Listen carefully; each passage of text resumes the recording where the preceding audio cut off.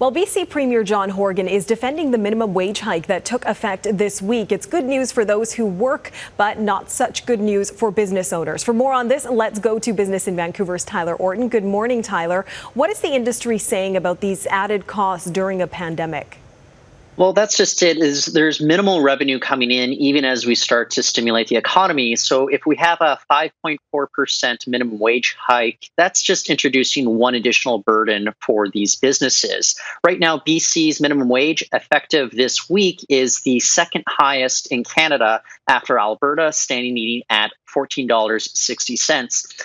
John Horgan saying he realizes this is a challenge for business. His government is looking at other ways to help businesses in the wake of this. As such, they've introduced those bans on evictions for certain businesses, as well as rental assistance that they're working with the federal government for commercial properties. So there are measures being taken. Any relief on minimum wage, it's not going to be among those measures that the province is going to deliver.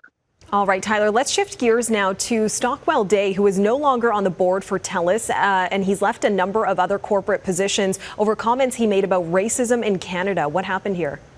Yeah, this fell out on a CBC panel in which the former leader of the official opposition went so far as to say, Canada has no issues with systemic discrimination or racism.